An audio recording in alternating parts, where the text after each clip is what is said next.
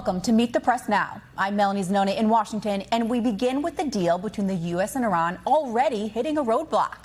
The next round of negotiations was supposed to already be underway, but is now on hold. Overnight, Vice President Vance abruptly canceled plans to go to Switzerland to meet with Iranian leaders. A White House spokesperson citing complicated logistics and saying, quote, "We look forward to beginning technical talks as soon as possible." Today's talks were derailed after Israel launched a major assault at Hezbollah in southern Lebanon. Prime Minister Netanyahu claiming those strikes eliminated dozens of terrorists. The ongoing conflict between Israel and Iran's proxy Hezbollah in Lebanon has been a key sticking point in the negotiations with Iran. Israel was not a part of the deal, but the first point of the Memorandum of Understanding is the end of military operations on all fronts, including in Lebanon. President Trump telling NBC's Gabe Gutierrez in a phone call this afternoon that he spoke with Israel earlier today and asked them to agree to a ceasefire with Hezbollah. Both sides have now agreed to a renewed ceasefire. But according to a source with knowledge of the intelligence assessments, U.S. spy agencies believe Israel will likely continue to launch attacks on Hezbollah in Lebanon, potentially jeopardizing the deal. Meanwhile, in a new interview with Axios, President Trump was asked what he learned about the limits of his power during this war with Iran. Here's what he said. What have you learned about not just the exercise of power, but the limits on your power as a result of the conflict? There are no limits. No limits. No, not. I haven't learned that lesson yet. I know there are, but, there are no limits. We defeated them totally militarily. However, beginning a conflict, you had talked about you only wanted unconditional surrender. And the MOU doesn't look like unconditional surrender. Well, it really probably is unconditional surrender. It is? I think so. The agreement does not explicitly require Iran's unconditional surrender, but it does require Iran to ensure passage through the Strait of Hormuz for 60 days in exchange for immediate sanctions relief and eventual access to billions in frozen assets. Iran also agrees it will not procure a nuclear weapon, a commitment they've repeatedly made, including during the 2015 negotiations that resulted in President Obama's Iran nuclear deal. The former president sitting down with NBC's Craig Melvin in a new interview and offering his assessment of the Trump administration's agreement. What do you make of what we know about the deal so far? I am very happy to see a ceasefire. And I'm hopeful that it holds. We've now fought a war, spent billions and billions of dollars, put an enormous strain on our military. A lot of people have died. And it feels like we're back where we were before we started the war, except maybe a little bit worse off. Joining me now is NBC News senior White House correspondent Gabe Gutierrez. And NBC News international correspondent Matt Bradley is in Tel Aviv. Thank you both so much for joining. Gabe, I want to start with you. What do we know about why the vice president's trip was canceled? And is it already spelling bad news for this agreement? Hey there, Mel. Well, you laid it out in your introduction. The White House saying that this was due to logistical considerations. But look, there was a lot that was abrupt about this. The vice president was expected to head there on Friday, and all of a sudden plans changed. And we learned a little bit more overnight when we saw that those attacks, that continued fighting between Israel and Hezbollah. Now, Israel is maintaining that it only fired on Hezbollah because the Iran-backed militant group killed four Israeli soldiers, but this was viewed as a violation of the ceasefire. And so there has been this back and forth in the overnight hours about what this all meant. Now, several hours later, according to a U.S. official, Israel and Hezbollah did enter into this ceasefire. And I spoke with President Trump a little earlier today, the president saying that he did speak with Israel, although he declined to say whether he specifically spoke with Israeli Prime Minister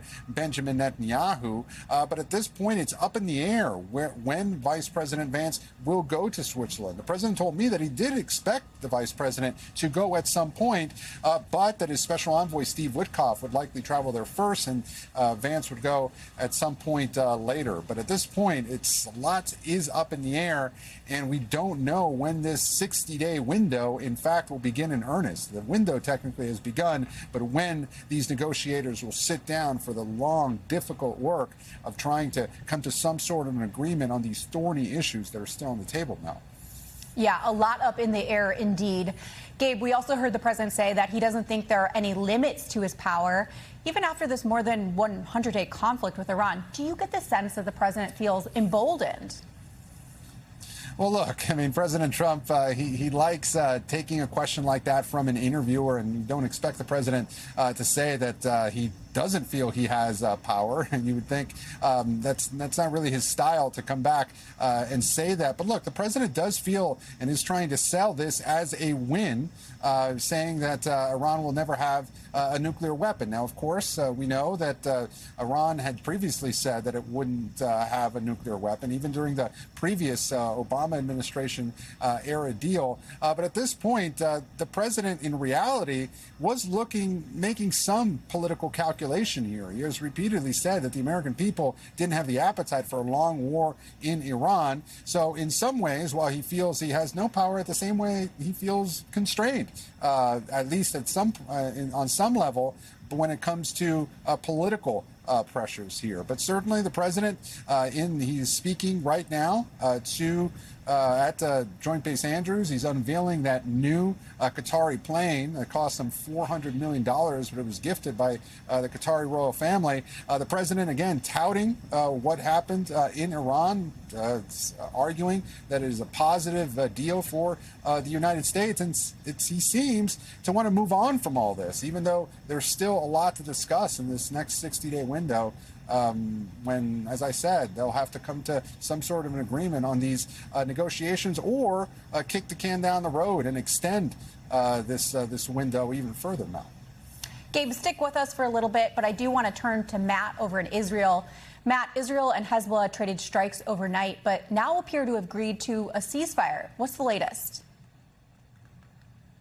Yeah, I mean, that is something that we just heard this afternoon. It ended what could have been a deal breaker and has been in the past.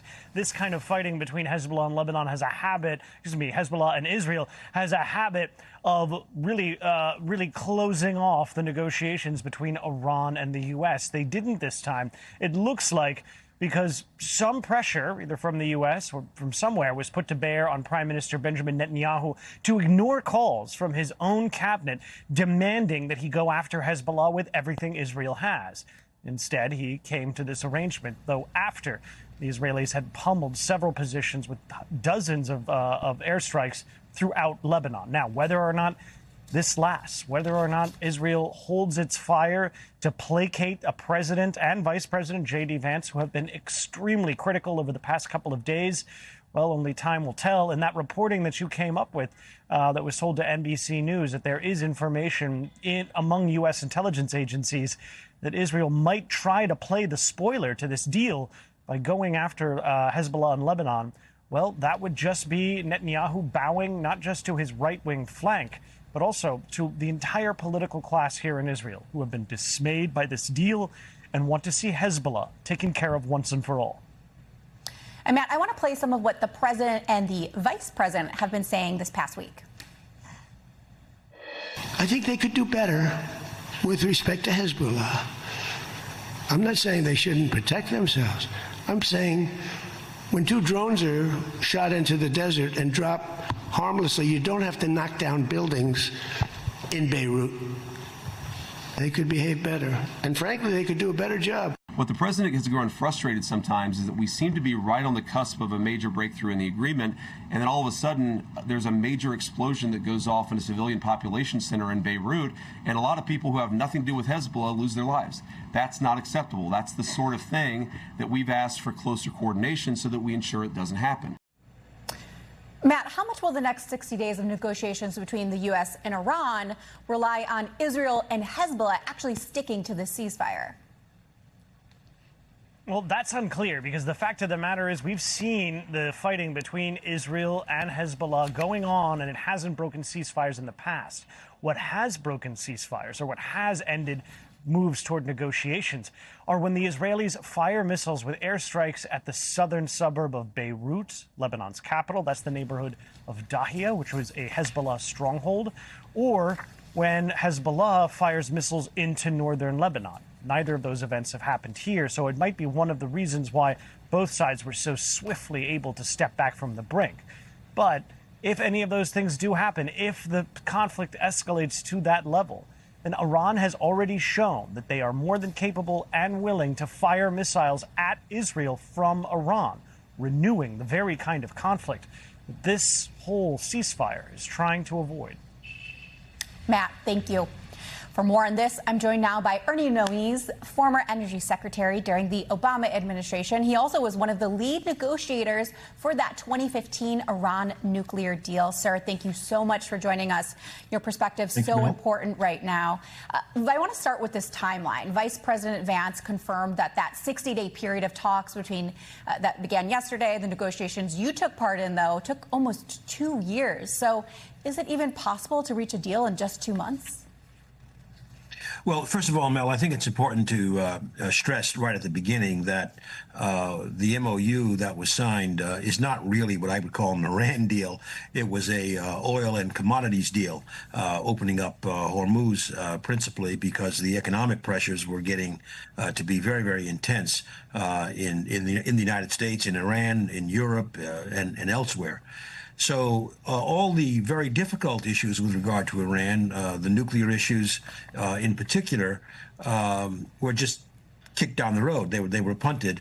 And in answer to your question, I do not see how it's possible to negotiate a whole set of very difficult questions in 60 days, or even with some modest extension, unless, of course, the agreement is reached without the kind of specificity that we felt we needed in 2015, because our mantra was don't trust and verify, namely statements, for example, the pledge to never acquire a nuclear weapon.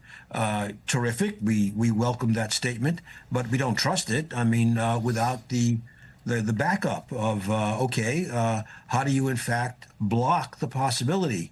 How do you verify that they are following the agreement with complying?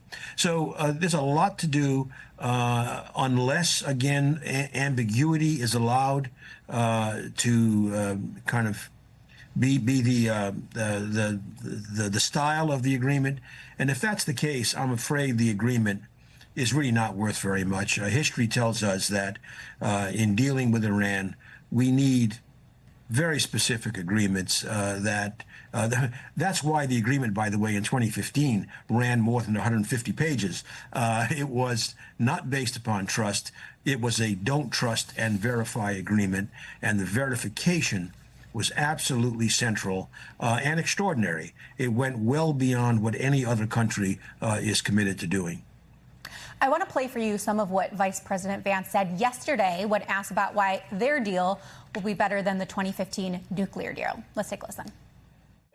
The Obama nuclear deal allowed enrichment. Ours will not. The Obama deal allowed the accumulation of stockpiled weapons-grade material. Ours is actually leading to the destruction of that stockpile of enriched material. So there are many differences. The Obama deal gave them over $1 billion of American money. This deal gives them $0 of American money. So a lot of substantive differences, but I think the most important differences are where we're coming at it from a position of strength and the fact that our Gulf Coast partners love this deal. Sir, what is your response to that? And do you think the vice president is setting the bar perhaps too high when it comes to what the administration can actually get out of the Iranians? Well, first of all, every aspect of that comment has problems, shall we say. First, on the enrichment.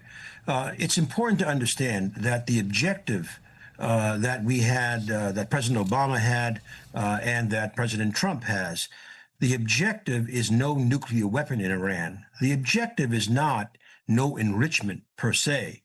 No enrichment can be a very effective way of enforcing the idea that Iran does not have a nuclear weapon. But there are other ways of doing that as well. And in fact, I think we demonstrated that in 2015. Now, whether this next negotiation can actually succeed with Iran zeroing out its enrichment activity remains to be seen. That's one of the very, very tough questions. I personally doubt very much that will succeed. I note that if you go all the way back to 2003, The Europeans, the George W. Bush administration, they all tried to get no enrichment. It failed miserably. That's why in 2015 we had to deal with 19,000 Iranian centrifuges. The second point about the weapons grade material, I just really don't understand. Our agreement was just the opposite. It had Iran confined for 15 years to 3.67%. To put that in context, that's a very, very low enrichment, lower than almost any enrichment you'll find in a nuclear power plant today. Whereas once the United States withdrew from the agreement, now over the last years, Iran has in fact accumulated nearly half a ton of 60% enriched uranium. Let's put that in context. 60% enriched uranium is directly usable in a nuclear bomb. So the withdrawal, quite the contrary, gave them that. And now our task is to roll it back. And we must roll it back. That, to me, is one of the highest priorities.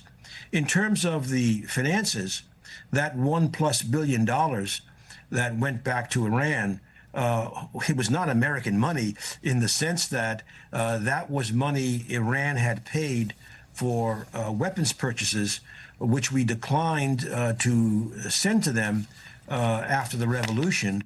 So they had paid that money to the United States for something that wasn't delivered.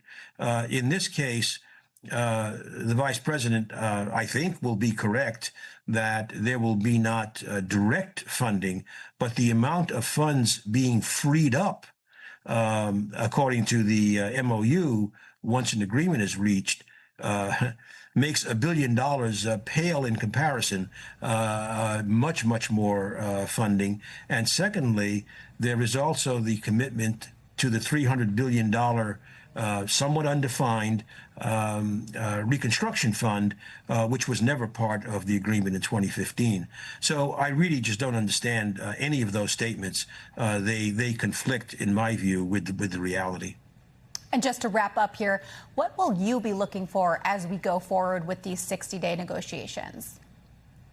Well, on the nuclear side, we've already said, I think the first two essential tasks are find out where is the 60% enriched uranium, what condition is it in, what risk does it pose, and how do we eliminate that risk with verification. Iran has to cooperate actively for that to succeed. And so that should be tested right up front. Number two, the most important part of the previous agreement, we've always said, we said it in 2015, and we've said it consistently since, is the extraordinary verification measures. To be clear, Iran agreed in 2015 to verification measures that are imposed on no other country.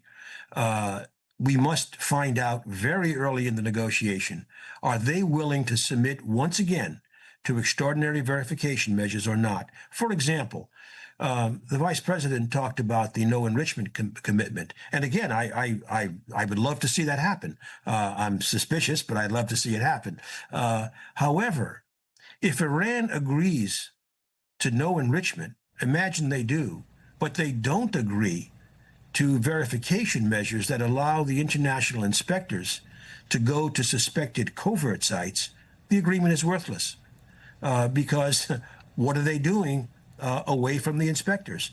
So that's an example of how these things are linked, and that's just on the nuclear side. There are many, many other important questions to be resolved. As you've already emphasized and your colleagues emphasized, we have no idea how these Lebanon restrictions are going to be imposed.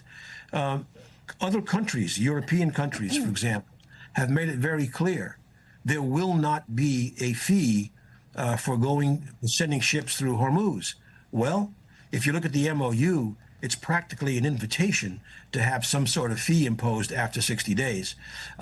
We could go on. There are many, many unresolved questions, even beyond the nuclear issue, that put this agreement in the long term at great risk. Well, Secretary Moniz, we appreciate your perspective. Thank you. Thank you. We thank you for watching, and remember, stay updated on breaking news and top stories on the NBC News app or watch live on our YouTube channel.